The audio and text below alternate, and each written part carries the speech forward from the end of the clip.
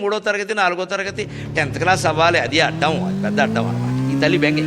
ఆ 10th class కూడా అయిపోయింది అనుకోండి, ఇంటర్మీడియట్ ఎంసెట్లో సీటు రావద్దు, లేకపోతే మరి అలాగే భవిష్యత్తు ఏముంది అసలు. అందుకే టెక్నో స్కూల్లో చేర్పించారు, 2 ఎకరాలు అమ్మేసి చేర్పించారు. ఆ ఇంటర్మీడియట్ కూడా అయిపోయి ఎంసెట్ కూడా అన్ని కోచింగ్లు కూడా అయిపోయిన తర్వాత ఇంజనీరింగ్ ఎంసెట్ అయిపోయింది కదండి, మీ వాడికి ఇంజనీరింగ్ సీట్ వచ్చింది కానీ ట్రిపుల్ ఈ రాలేదు. మధ్యలో డిడిఈ అని ఏదో వచ్చింది, ట్రిపుల్ ఈ రాలా, అది రావద్దు. ట్రిపుల్ ఈ కూడా వచ్చేసింది అనుకోండి, బాగుందండి మంచి సీట్ వచ్చిందంటే, వచ్చిందండి ఇంజనీరింగ్ అవ్వాలి కదండి, క్యాంపస్ ఇంటర్వ్యూ అవ్వాలి, ఉద్యోగం రావాలండి. అది క్యాంపస్ ఇంటర్వ్యూ కూడా అయ్యాక మన వాడు సెలెక్ట్ అయ్యాక వస్తే వచ్చింది కానండి టీసీఎస్లో రాలేదండి, సిటీఎస్లో వచ్చింది. టీసీఎస్లో కూడా ఉద్యోగం వచ్చాక మనం పలకరించి ఏమమ్మా మీ వాడికి టీసీఎస్లో వచ్చింది కానండి, ప్యాకేజీ అంత బాగుండలేదు. ప్యాకేజీ కూడా సరయ్యాక మీ వాడికి 40 లక్షల ప్యాకేజీ ఇట్ట ఏకంగా నెలకి 3 లక్షల పైన పడిందమ్మా, బ్రహ్మాండంగా ఉంది, బాగుంది కదా. ఏమిటోనండి ఇవన్నీ వేసరికి 30 ఏళ్ళు వచ్చే మా అబ్బాయికి పెళ్ళి అవ్వట్లేదండి. ఏదో మొత్తం మీద కష్టపడి గంట తగ్గ బొంతను ఒకదాన్ని తీసుకొచ్చి కట్టి పారేశాక పెళ్లి కూడా ఈ క్యాటరింగ్ పెట్టాక మనం భోజనానికి వెళ్ళి మొత్తం మీద పెళ్లి చేసేసారండి అంటే బాగుందండి, బాగుంటుంది, దంపతులు బాగుండాలి కదండి. మళ్ళీ అది కూడా ఇక్కడ పెళ్లినాడే సెంటిమెంట్, మన కాలం కాదండి ఏంటో. అందుకని వాళ్ళు కూడా బాగున్నాక 2 ఏళ్ళు కలిసాక 3 ఏళ్ళు అయ్యాక ఏమంటే మీ కొడుకు కోళ్ళు అంతా బాగున్నారంటే అంతా బాగానే ఉన్నారని ఏమిటో మా కోడలు నీళ్ళు వేసుకోలేదండి. ఇంకా అసలు ఈ అత్తగారు నీళ్ళు వేసుకోకుండా ఉంటే ఈ గొడవ ఏది లేకుండా ఉంటుంది. ఇదేనండి మన కోరికలు. ఐశ్వర్యం ఉన్నంత మాత్రం సరిపోయిందా, సంతాన లక్ష్మి అంటాం. సంతానం ఉన్నంత, ఒక సంతానం ఎక్కువ మంది ఉండేవాళ్ళకి మళ్ళీ ఐశ్వర్యం ఉండదు. ఐశ్వర్యము సంతానం అన్నీ ఉన్న వాడికి చదువు రాలేదనుకోండి, డబ్బుకు లోట్లేదండి మా వాడికి చదువు రావట్లేదు అని ఇంకాస్త మంచి స్కూల్లో చేరుతాం. వీడంతా అజ్ఞానం ఏంటి, డబ్బులు పడి చదువు వచ్చేస్తాం. మంచి స్కూల్ అంటే డబ్బు ఎక్కువ తీసుకునే స్కూల్ అంటే మన ఉద్దేశం అది, ఎన్ని లక్షలు వసూలు చేస్తే అంత గొప్ప స్కూల్. అందుకని ఇంకాస్త డబ్బు కడితే చదువు వస్తుంది. అలా అయితే చాలామందికి వచ్చింది. అంచేతనకి మనం గ్రహించవలసింది, లక్ష్మీదేవి విహరించింది, వెళ్ళింది, ధాన్యలక్ష్మిలోకి వెళ్ళింది అంటే అర్థం మనం పిలవకుండానే దేవతలు వస్తారండి. మన మనస్సులో భక్తి ఉంటే మనం రమ్మని అడగక్కర్లేదు, వారు వస్తారు, వారి పని వారు చేసి వెళ్ళిపోతారు. ఆ స్వప్నం గురించి చెప్పాలా వద్దా, క్షుధీరం రాగానే లేదా ఎవరికైనా రాగానే చెప్పాలా వద్దా? బడాయి అనుకుంటారేమో, నీకు లక్ష్మీదేవి కనబడ్డేమో ఊరికే చెప్పేస్తున్నావు ఏదో అంటారేమో, చెప్పాలని అనిపిస్తుంది ఏదో కొంచెం గాబరాగా కూడా ఉంది. ఎందుకంటే ఊళ్ళో రకరకాలుగా ఎవరితోనో చెబితే అలా రాకూడదు దేవతలు అని ఏదో చెప్పేస్తారు వాళ్ళు. ఇక్కడ దానికి ఏదో శాంతి చేయించే ఒక 50,000 అవుతుంది ఈ శాంతికి. దీంతో వీడి శాంతి ఇక్కడ 2 ఎకరాల శాంతి అనేవో చెప్పేస్తారు రకరకాలుగా. ఎందుకంటే చెప్పాలా వద్దా అని ఎవరికి చెప్పబోయినా భర్తకి చెప్పాలి కదా అని రాగానే ఆయనకి చెబితే ఆయన విని ఆశ్చర్యపోయి, నువ్వేమీ సందేహించవలసిన అవసరం లేదు, ఎవరో మహానుభావుడు దేవలోకం నుంచి దిగి మన కడుపున పడుతున్నాడు, లేకపోతే లక్ష్మీదేవి లాంటి ఆ ఇల్లాలు రావడం నువ్వు చెప్పిన తర్వాత నేను వెళ్ళి ఊళ్ళో విచారణ చేశాను, ఎవరు అటువంటి వాళ్ళు ఎవరు లేరు, ఇక్కడి నుంచి వెళ్ళిన వాళ్ళు ఎవరు ఎక్కడికి వెళ్ళారో తెలియదు. అందుకని అమ్మవారు వచ్చింది, మాయమైపోయింది, కానీ మన గర్భంలో పడేది సాక్షాత్ విష్ణువంశ సంభూతుడు ఎవడో పడుతున్నాడు, మనం జాగ్రత్తగా చూసుకోవాలని చెప్పి సరిగ్గా ఆయనకు వచ్చిన స్వప్నం కూడా చెప్పాడు. ఈ స్వప్నం ఈవిడికి ఎప్పుడు వచ్చిందో అప్పుడే ఆయన గయ్యలో పిండ ప్రదానం చేస్తుంటే పోయినటువంటి వాళ్ళ పితరులు ఎవరికో 32 రకాల పిండాలు పెట్టిస్తారండి అక్కడ. అవన్నీ చేస్తూ ఉంటే, ప్రత్యేకించి గయ్యలో గదాధరుని యొక్క పాదాల దగ్గర పిండ ప్రదానం చేస్తూ ఉంటే ఈయన కళ్ళు మూసుకుని ఆర్ద్రంగా పిండ ప్రదానం చేస్తుంటే వాళ్ళు స్వయంగా, వీళ్ళు పితృదేవతలు స్వయంగా దిగి వచ్చి స్వీకరిస్తున్నట్టుగా అనుభవం కలిగింది ఆయనకి. పరవశించిపోయాడు. అందుకే మొహమాటం లేకుండా చెబుతున్నారండి, కులభేదంతో నిమిత్తం లేదు. ఏ కులం సంప్రదాయం ప్రకారం ఆ కులం వాళ్ళు పితృకార్యాలు తప్పనిసరిగా చేయాలి. బ్రాహ్మణులకు ఉండే సంప్రదాయం వేరు, వారి పద్ధతి వేరు, అందరూ వారిని అనుకరించాల్సిన అవసరం లేదు. మిగిలిన వాళ్ళకు కూడా మీ కుల పురోహితులు మీరు విచారణ చేస్తే ఏం చేయాలో చెబుతారు. మొహమాట పడకుండా తండ్రి లేదా తల్లి పోయిన వాళ్ళు ఆ తిథి నాడు ఆ రోజు ఏం చేయాలో, అది ఎక్కడ దాంట్లో మళ్ళీ దరిద్రం నుంచి కక్కుర్తి లేకుండా శుభ్రమైన వస్తువులేవో ఏమి చేయాలో స్వయం పాకం కింద ఇచ్చేసి ఆ రోజంతా పూర్తిగా తల్లిదండ్రుల ధ్యానంలో గడపాలి. పితృదేవత రుణం తీర్చుకోవాలంటే అది పూర్తిగా మా నాన్నగారు మా అమ్మగారు ఎవరైనా ఇంటికి వచ్చినా వాళ్ళ గురించే మాట్లాడాలి, ఇంకో మాట రావాలి. ఎందుకంటే ఇవాళ మా నాన్నగారు చూడండి, అందుకే ఒక సంప్రదాయం ఉందంటే మనలో ఆ తిథి నాడు మా నాన్న తద్దినం ఘోరంగా మాట్లాడుతుంది. అలాగే మా నాన్నగారు వచ్చారంటారు కదా, ఇవాళ మా నాన్నగారు వచ్చారండి, ఇవాళ మా అమ్మగారు వచ్చారు. అమ్మగారు రావడం ఏంటి, పోయి 6 ఏళ్ళు అయింది ఆవిడ వచ్చింది. అందుకని అక్కడ కూర్చున్నటువంటి బ్రాహ్మణుడు, భోక్త, స్వయంపాకం తీసుకుంటున్న వ్యక్తి ఎవరైనా సరే వాడు పితృస్వరూపం, మాతృస్వరూపం. ఎవరు పోయారని మనం భావించి పెడుతున్నామో వాళ్ళ స్వరూపం వారికి పెడుతున్నాం, మనం వీరికి పెట్టలేదు. అందుకే మీరు తద్దినం భోజనంలో గమనించండి, 4 కూరలు, 4 పచ్చళ్ళు, పరవా, ఇవన్నీ దేనికండి? ఒకటి తింటాడు, ఒకటి ఆయనకేదో ఇష్టమని చేస్తాం, ఈయన తినడం.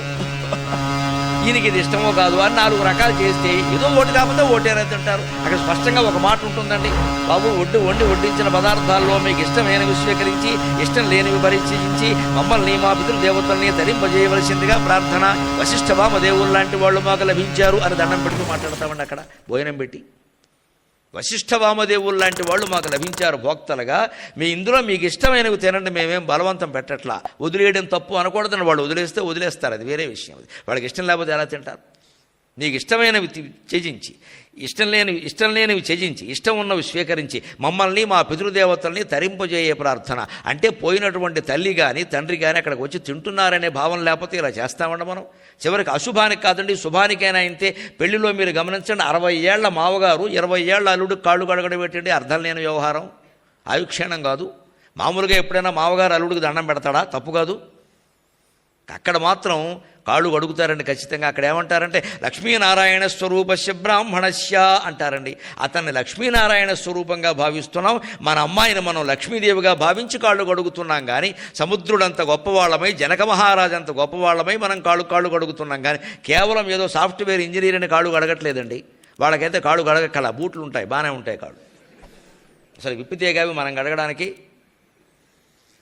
సాఫ్ట్వేర్ ఇంజనీర్తో కాళ్ళు కడగక్కల, శ్రీ మహావిష్ణువు కాబట్టి కడుగుతాం. అంటే భావన ఎప్పుడు హిందూ ధర్మంలో గొప్ప విషయం అండి ఈ భావన. భావన భావన భావన లలితా సహస్రంలో మనం మూలాధారైకనయ బ్రహ్మగ్రంథి విభేదిని, మణిపూరాంతరయుత విష్ణుగ్రంథి విభేదిని, ఆజ్ఞాచక్రాంతరాళస్థ రుద్రగ్రంథి విభేదిని అని చదువుకుంటూ పోవడం కాదు. మూలాధారైకనయ బ్రహ్మగ్రంథి విభేదిని అంటే కళ్ళు మూసుకుని మూలాధారం ఉండే ఆసన స్థానంలో ఆవిడ బ్రహ్మగ్రంథిని ఛేదిస్తున్నట్టుగా భావన చేయాలి.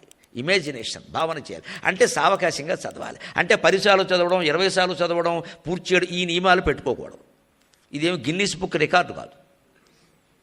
మేము 100 మంది కలిసి ఒక్కొక్కరు 100 సార్లు చెప్పినా 10,000 సార్లు చదివాం. దేవతలు ఎప్పుడు ఈ బల్క్ ప్రోగ్రాములు చూడరు, అసలు అక్కడికి రారు వాళ్ళు. ఇదంతా ఏదో హడావుడు జరుగుతుంది వదిలే అంటాడు.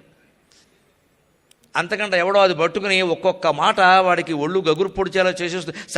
సవ్యమార్గస్థ సర్వాపద్వినివారిణి, ఆపదలో ఉన్నవాడికి ఆ నామం ఎలా పనిచేస్తుందండి? సర్వాపద్వినివారిణి అనగానే కళ్ళనీళ్ళు రావండి. అన్ని ఆపదల్ని నివారిస్తుందట. నాకు వచ్చిన ఆపద కూడా తప్పకుండా నివారిస్తుంది అమ్మవారు అన్న నమ్మకం కలగదా? ఆ భావనను కాసేపు అనుభవించద్దా? ఫీల్ అవ్వడం అంటారు ఇంగ్లీష్లో. ఆ ఫీలింగ్ ఏముండద్దా?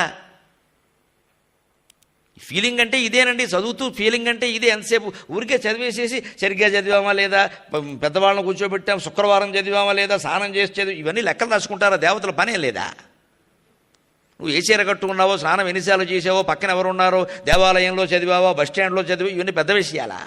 సర్వాపద్వినివారిని అంటుంటే బాధ, భావన కలగట్ల. అలాగే ఒక వ్యాధితో ఉన్నవాడు లలితా సహస్రం చదువుతుంటే సర్వవ్యాధి ప్రశమని సర్వమృత్యు నివారణ అంటుంటే ఆ వ్యాధి ప్రశమనమైనట్టుగా మనం భావన చేయొద్దా? భావన చేయకపోతే ఎలా తగ్గుతుంది? ఊరికే మంత్రం చదివేసి తగ్గిస్తుందా? ఒక మందుబిళ్ళ మనం వేసుకుంటామంటే మందుబిళ్ళ మీద విశ్వాసమే కదండి. అది శుద్ధమొక్క పొడైన మనకి తెలియదుగా, వాడు కలిపినా అది మందుబిళ్ళే అనుకుంటాం. డాక్టర్ దగ్గర చెప్పాడు, ఆ డాక్టర్ మీద మనకి నమ్మకం. పలానా డాక్టర్ గారు నాకు నమ్మకం అండి, ఆయన చెయ్యి చాలా మంచిదే అంటున్నాం, వాస్తవాసం అంటున్నాం. ఆయన చెప్పగానే వెంటనే వేసుకుంటున్నాం. ఆ విశ్వాసం చాలా పనిచేస్తుందండి మందు బిళ్ళ కంటే ఎక్కువగా. డాక్టర్ మీద ఎప్పుడు విశ్వాసం పడుతుంది. అలాగే సరిగ్గా మనం నామాయణంలో పారాయణంలో అటువంటి విశ్వాసాన్ని చూపిస్తే అది పనిచేస్తుంది. అందుకే కదా తండ్రి క్షుధీరాం అక్కడ ఆబ్దికాన్ని పెడుతూ అక్కడ ఉండి వాళ్ళు వచ్చి తింటున్నట్టుగానే భావన చేశాడు. అలాగే జరిగింది. అంతేకాదు ఆ రాత్రి గయాక్షేత్రంలో శయనిస్తే ఆయనకి శ్రీ మహావిష్ణువు స్వప్నంలో కనిపించాడు. ఎంత అదృష్టం చేసుకున్నాడండి నిజంగా.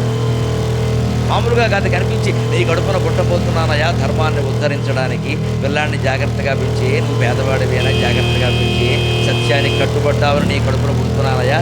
మనం గుర్తుపెట్టుకోవాలమో పిల్లలకి సత్యాన్ని మాట్లాడడం అలవాటు చేస్తే మనం కూడా అబద్ధం వాడకూడదనే నియమం పెట్టుకుంటే బంగారం లాంటి సంతానం కలుగుతారు. మనకు కాదు, వాళ్ళకేనా తరతరాలకి అటువంటి వాళ్ళే కలుగుతారు. సత్యానికి అంత స్థానం. సత్యం నుంచి పక్కకి వెళ్ళబట్టే భారతదేశం ఇవాళ హీనస్థితిలో పడిపోయింది. సత్యమేవ జయతే సత్యమేవ జయతే అని పైన రాసుకుంటున్నాం. సత్యాన్ని మనమే కావాలని కొని అనేక రకాలుగా వాళ్ళు అలా కట్టుబడ్డారు కాబట్టి గయా స్వప్నం నిజమైంది. అలాంటి వాడే సరిగ్గా 1836వ సంవత్సరం ఫిబ్రవరి 17వ తేదీని శుభగ్రహంలో జన్మించాడు రామకృష్ణ పరమహంస. రామకృష్ణాయతే నమః, రామకృష్ణాయతే. అవతారమూర్తిగా జన్మించినటువంటి వాడు పుట్టినప్పటి నుంచి అదే ప్రయత్నంలో ఉంటాడండి. లెక్క మళ్ళీ ఎక్కడ తేడా రాకూడదండి. ఆయన ఏదనుకున్నాడో దాన్ని సాధించి తీరాలి. అందుకే ఆయన చిన్నతనంలో ఊళ్ళో నాటకాలు వేస్తూ ఉంటే వెళ్ళి చూసేవాడు, మామూలు ప్రేక్షకుడుగా చూస్తున్నప్పుడు పౌరాణిక నాటకాలు, రామాయణ సంబంధం, భారత సంబంధం ఏది ఉన్నా సరే చూస్తుంటే అందులో లీనమైపోయి చూసేవాడు. ఇదే ఫీల్ అవ్వడం అంటే.